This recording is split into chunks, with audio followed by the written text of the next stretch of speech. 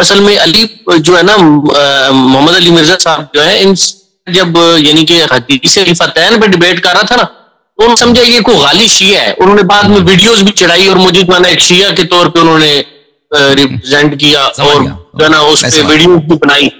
میں انہوں نے جا کے مجھ سے سوال کیا کہ آپ جو ہے نا یعنی کہ عقیدت توحید کو لے کے آ جاتے ہیں نا بیچ میں کہ آپ پہلے تشیع ہیں تو پہلے آپ سے توحید پہ بات ہوگی.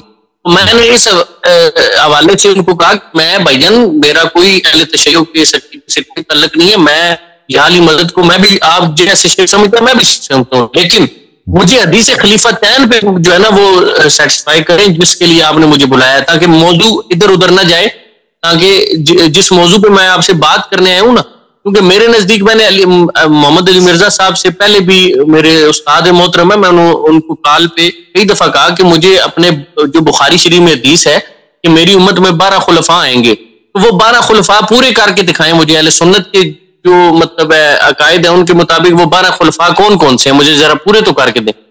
تو انجینئر صاحب نے کہا کہ 6 نون ہے تو باقی ان نون ہے. مجھے اس ٹائم سے تھوڑا دل میں تھا کہ یار اہل سنت کا مقدمہ یہاں پہ تھوڑا لوز ہے، کیونکہ یہ کہتے ہیں کہ 6 جو ہے نا نون خلیفہ ہیں باقی ان نون ہے، تو آخری امام مہدی ہیں. یہ کوئی بات تو نہ ہوئی، رسول اللہ نے تو 12 خلفاء بتا کے گئے ہیں. تو اس کے بعد مجھے یہ جب حدیث خلیفتین کا پتہ چلا تو اس کے اوپر میں نے بڑے بڑے علماء کے محدثین کے جو ہے نا وہ تحقیق بھی پڑھی. انہوں نے سمجھ آپ سنیں میری جواب سنیں. Thank you. دیکھیں میرے بھائی نور بھائی، آپ نے جو سوال کیا ہے محمد علی مرزا صاحب سے، آپ نے ان کو ایک کارنر میں ڈال دیا ہے.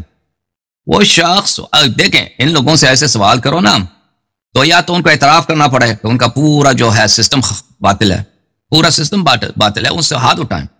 یعنی آپ اگر ابو بکر عمر کی امامت سے ہاتھ اٹھائیں اور کہہ دیں کہ ان کی امامت باطل ہے اور امامت امیر المؤمنین علیہ الصلوۃ والسلام اہل بیت علیہ السلام کی منسوس ہے، تو یہ کوئی چھوٹی بات نہیں ہے. یہ یعنی 180 ڈگری جو ہے آپ اپنے پرانی باتوں سے پلٹنا چاہتے ہیں، اور یہ جرأت ہر ایک میں نہیں ہوتی. یہ جرأت کہ اگر حق آپ کے خلاف بھی ہو، حق آپ کی جو جتنی پرانی باتیں ہیں وہ آپ کے خلاف بھی ہو، آپ حق کے سامنے تسلیم کریں، جھک جائیں، یہ ہر ایک سے نہیں ہوتی. یہ بعض لوگوں سے ہوتی ہے جو حق کے سامنے خضوع رکھتے ہیں، جو حق سے ڈرتے ہیں، جو اللہ تعالیٰ سے وہ حیا کرتے ہیں. لیکن جو لوگ ان کو اپنی مالی مفادات پسند ہیں، لوگوں میں شہرت پسند ہے اور اپنے تعصب کو وہ نہیں چھوڑنا چاہتے تو وہ تسلیم نہیں کرتے. آپ نے ان کو ایسا سوال کیا ہے تو اس کے پاس چارہ نہیں ہے سوائے اس کے کہ آپ کو وہ چپ کر دے اور چپ کر کے وہاں سے نکال دے. اور اس نے بالکل صحیح کہا ہے کہ وہ آپ کو وہاں سے نکال دیتا، بالکل یہی کہ اس کے پاس کوئی طریقہ کار نہیں ہے، اس کے پاس گفتگو کرنے کے لیے کوئی کچھ بھی ہتھیار نہیں ہے، مواد نہیں ہے. اس کے پاس یہی ہے کہ آپ کو وہاں سے نکال دے، گفتگو نہ کرے آپ کے ساتھ. اس نے ہمیں بہت دفعہ میں چیلنج دی ہے، کئی ایک دفعہ سے زیادہ، پر ہر دفعہ چیلنج سے خود پھر جاتا ہے. اسی توحید پہ اس نے یا علی مدد کہنے پہ اس نے چیلنج دیا تھا، پھر اسے سے پھر گیا بھاگ گیا. کی وجہ کیا ہے؟ وجہ اس کی صرف یہی ہے کہ اگر جس شخص کے پاس نہ اس فرد کی بات نہیں کر رہا ہوں، یعنی دلیل ہے ان کے کتب میں بھی، جان کے کتب میں دلیل نہیں. اب آتے ہیں حدیث خلیفتین کے متعلق. دیکھو میرے بھائی، آپ جو ہیں ایک حدیث پہ حساس ہو گئے، ایک حدیث پہ آپ سینسٹیو ہو گئے، فوکس کیا خلیفتین پہ. کیوں اس پہ؟ کیونکہ اس پہ لفظ خلیفہ ہے، خلیفہ یعنی جانشین. میرے بھائی اگر آپ توجہ دیں حدیث ثقلین کے جو دوسرے الفاظ ہیں، جو دوسرے صیغے ہیں، انی تارک فیکم من اخذتم به لن تذلوا بعدی ابدا، کتاب اللہ و عترتی اہل بیت، میں تمہارے درمیان چھوڑ کے جا رہا ہوں. یہ بھائی یہ خلیفہ کس کو بولتے ہیں؟ جانشین کو بولتے ہیں. یعنی میرے جانشین، میرے بعد جو تمہارا امور سنبھالے گا، ٹھیک ہے نا. یہ جملہ میں نے پچھلی دفعہ بھی کسی نے کال کیا تھا، شاید آپ نے کال کیا تھا، میں نے توضیح دی تھی کہ یہ جملہ خلیفہ ہی کی بات ہو رہی ہے. محمد علی مرزا صاحب وہ چاہتے ہیں کہ اس حدیث کو تسلیم نہ کریں، تو آپ اتنی دوسرے حدیثوں کا کیا کریں گے؟ محمد علی مرزا صاحب انہوں نے رسول پاک صلی اللہ علیہ وسلم کے الفاظ آپ بخوبی دیکھ لیں، یہ سنن ترمذی میں اور دوسری کتب میں یہ بکرات بہت سارے طرق کے ساتھ. یہ کتاب ہے الصواعق المحرقہ للحافظ ابن حجر الہیتمی المکی، چاپ دار الوطن. اور یہ کتاب بھی اس نے کیا لکھا ہے؟ الصواعق المحرقہ علی اہل الرفض والضلال والزندقہ، یعنی وہ آسمان سے جو آگ والے گولے ہیں، آگ والے گولے جو جلاتے ہیں، جو جلانے کے لیے، محرقہ جلانے کے لیے کس کو جلا دے گا یہ آگ والے گولے؟ اہل الرفض، روافض کو. روافض کون ہے؟ روافض وہ گمراہ ہیں اور زندقہ ہیں، زندیق ہیں. اس نے یہ کتاب کس لیے لکھا ہے؟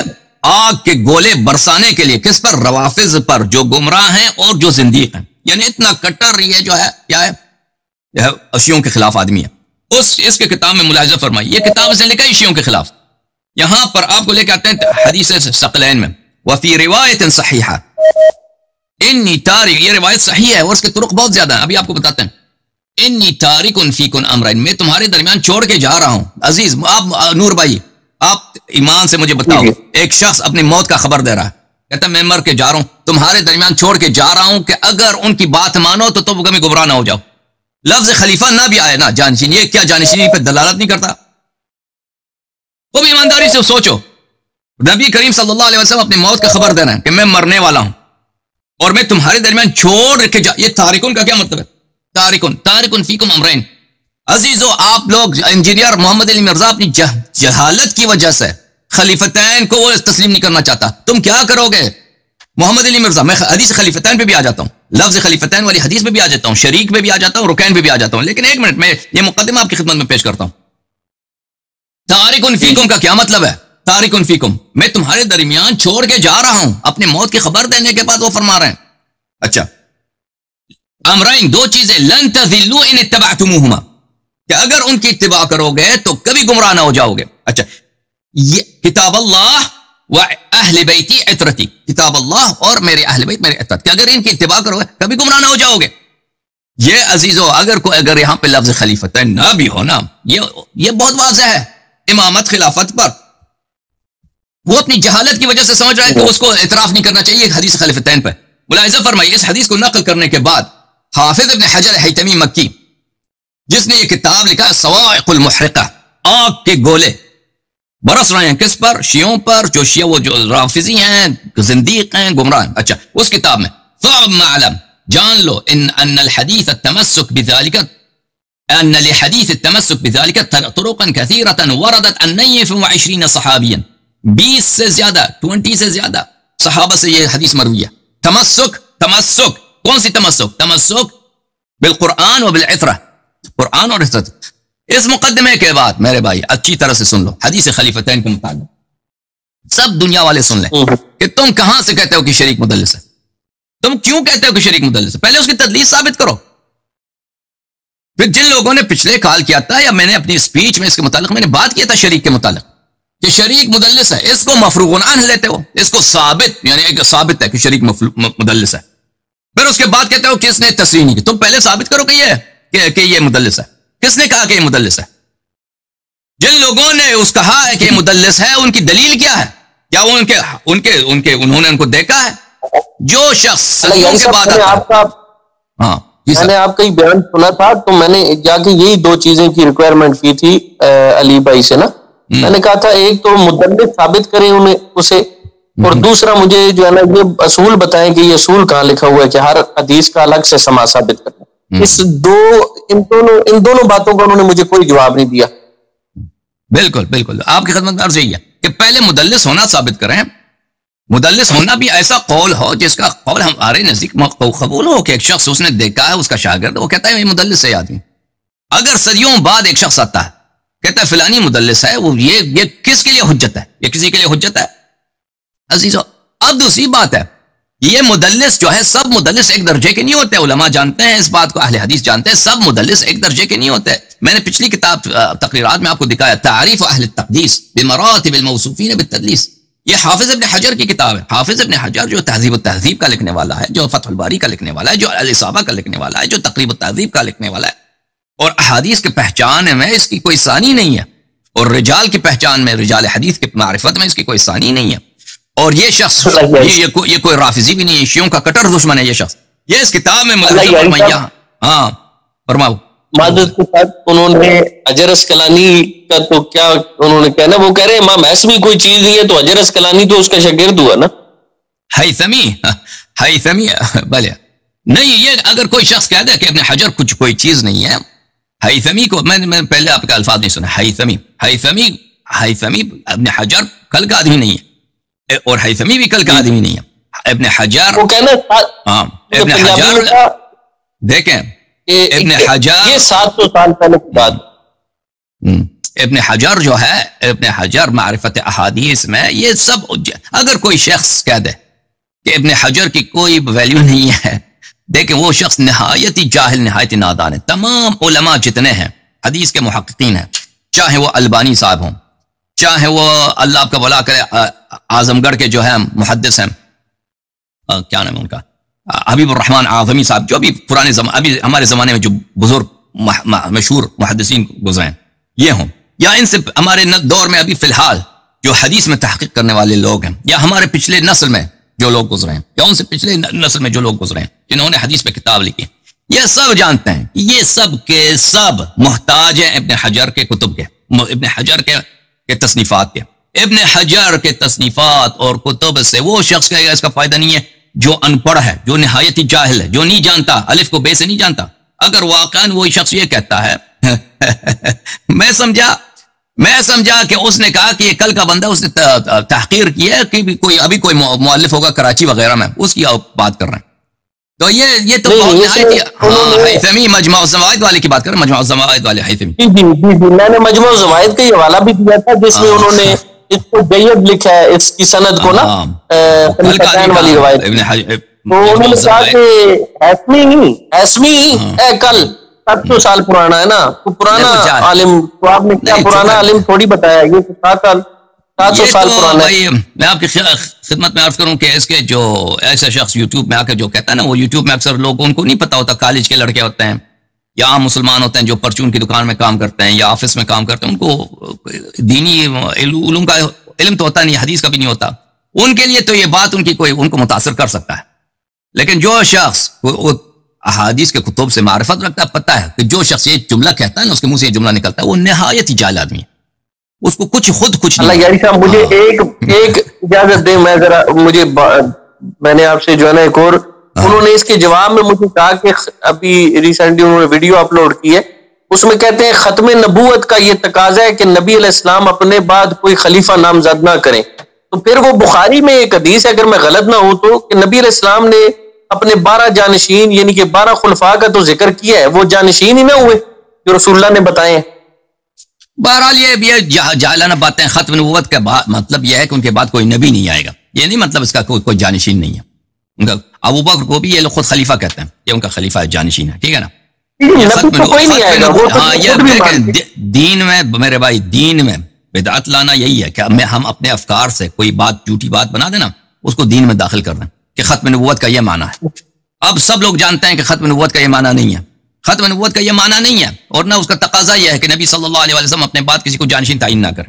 یہ ختم نبوت سے اس کا کوئی ربط ہی نہیں. ختم نبوت کا مطلب یہ ہے کہ ان کے بعد کوئی نبی نہیں آئے گا، کوئی صاحب شریعت نہیں آئے گا، یہ معلوم ہے. اب ان کے ہاں یہ نہیں آئے گا، ہاں ان کے بعد مسلمانوں کا لیڈر، ان کے بعد مسلمانوں کا لیڈر کوئی ہو، یہ خود تعین کریں، اس کا ختم نبوت سے نہ کوئی تضاد ہے، کوئی کنٹرڈکشن نہیں، ٹھیک ہے نا. جی کوئی وہ نہیں ہے. لیکن یہ جو انجینئر صاحب بات کر رہی ہیں بخاری کے بھی خلاف نہیں ہے، کیونکہ بخاری میں تو نبی علیہ السلام کی حدیث ہے کہ میرے بعد 12 خلفاء ہوں گے، تو وہ نبی علیہ السلام نے جو ہے نا وہ منصوص من اللہ ہی ہوگے نا، جو نبی علیہ السلام نے بتا دیے کہ میرے بعد 12 ہوں گے، وہ منصوص من اللہ میں نہیں آئیں گے. بالکل. اور نبی صلی اللہ علیہ وسلم کے اپنے، میں نے ابھی جو کال کیا تھا نا ڈاکٹر صاحب نے، میں نے ان کو اتنے دکھائے کہ وہ ہر سفر میں جاتے تھے، اپنے جانشین تعین کرتے تھے، استخلف فلان استخلف فلان استخلف فلان. ہر غزوہ میں جاتے تھے، کسی کو خلیفہ بنا کے جاتے مدینے پر. یہ کسی کو اپنا جگہ پہ بٹھا دینا کہ بھائی تو لوگوں کا نماز پڑھا دے، کوئی آ جائے تو اس کا مشکل حل کر دے، کوئی مسئلہ آ جائے اس کا جواب دے دینا، تو یہ یا کوئی دوسرے جو کام ہوتے ہیں یہ تم کام چلا دینا، بس جو میرے فرائض ہیں جب تک میں واپس نہ ہوں تو اس کو چلا دینا مدینے میں. یہ ختم نبوت سے اس کا ربط نہیں. یہ باتیں جاہلانہ ہے بھائی، اس کو چھوڑ دو، آپ کو خود بھی پتا ہے، اس باتوں میں کوئی آپ اپنا ٹائم ضائع نہ کر. تو میں عرض کر رہا تھا کہ کتاب ہے تعریف اہل التقدیس بمراتب الموصوفین بالتدلیس، یا حافظ ابن حجر کا، یہاں پہ وہ کہتے ہیں کہ مدلسین کے 3 طبقے ہیں. 3 طبقے ہیں. ایک طبقہ یہ ہے کہ وہ بھائی کب لوگوں نے کہا کہ یہ مدلس ہیں. ایک دوسرا طبقہ ہے کہ بعض لوگوں نے احتمال دیا ہے کہ وہ مدلس ہیں. ان میں کن کا شمار ہوتا ہے؟ ثوری، سفیان الثوری مثلا، سفیان الثوری کا مثلا ایسے لوگ ہیں. اچھا تیسرا طبقہ جن کی تدلیس زیادہ ہے تو ان کے لیے ضروری ہے کہ وہ سماع ثابت کریں. اب جب وہ شریک کا ذکر کرتے ہیں شریک ابن عبداللہ النخعی کا، تو وہ دوسرے مرتبے میں اس کا ذکر کرتے ہیں.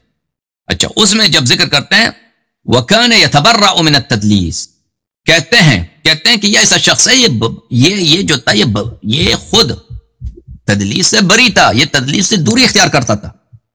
اب ان کے متعلق کہا گیا ہے کہ یہ تدلیس کرتے تھے، لیکن یہ ثابت نہیں ہے. یہ خود تدلیس سے دوری اختیار کرتے تھے شریک ابن عبداللہ. اس کے بعد یہ ہے کہ ان کا جو ہے کیا ہے، دوسرے طبقے میں دارقطنی جو انہوں نے کہا ہے کہ یہ مدلس تھے، تو یہ 2 صدی کے بعد آئے، 200 سال کے بعد آئے کہ ان کی اور دارقطنی نے نہ کوئی سند ذکر کی ہے، نہ کوئی دلیل ذکر کیا، اور نہ دارقطنی کے کتب میں یہ موجود بھی ہے. میں نے دیکھا ہے، میں نے دارقطنی کی کتب کو دیکھا ہے کہ وہ کہتے ہیں کہ مدلس ہے، وہ اس کے کتب میں ہے بھی نہیں.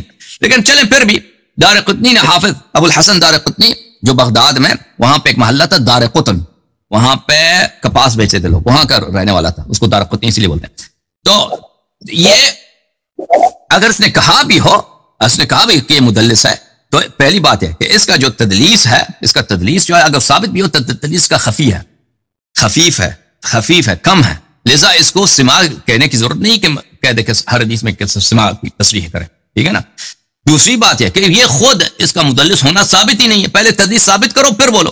تو کہ آپ کا جو سوال ہے کہ محدثین کے ہاں کیا حصول ہے، کہ اگر کوئی شخص مدلس ہے تو وہ ہر حدیث پہ اس کے لیے ضروری ہے کہ وہ حدثنی کا کہہ دے. تو میرے بھائی میں آپ کی خدمت میں عرض کروں، یہ چیزیں جو ہے نا، یہ چیزیں کوئی وحی نہیں ہے اللہ کی جانب سے قرآن میں موجود ہو یا کوئی حدیث ہو. یہ وہ چیزیں اصول ہیں جو علماء نے خود بنائے ہیں، اور کسی لیے کہ ضروری نہیں ہے کہ ان سے اتفاق کریں. اور یہ ان مسائل پہ اتفاق نظر بھی نہیں ہوتا، ایسے جزئی مسائل پہ پہلے، کیونکہ نہ یہ قرآن کی آیت ہے نہ کوئی حدیث ہے. یہ وہ جزئی مسائل ہیں جو علماء کے اجتہادات ہے، کوئی عالم کچھ کہتا ہے، کوئی عالم کچھ کہتا ہے. یہ ہر عالم، اور اکثر اس میں یہ ہوتا ہے کہ وہ دیکھتے ہیں حدیث کیا ہے، حدیث اگر پسند کی ہو تو اس کو کہیں گے صحیح ہے، اس کے لیے نہ سماع کی ضرورت ہے، کچھ بھی کہنے کی ضرورت نہیں. اگر حدیث اس کو پسند نہ ہو، حدیث کو وہ ضعیف کرنا چاہے تو وہ کہیں سے لے کے نکال دے گا، کوئی اصل نکال دے گا، کہہ دے اصل کی بنا سے وجہ سے یہ حدیث ضعیف ہے.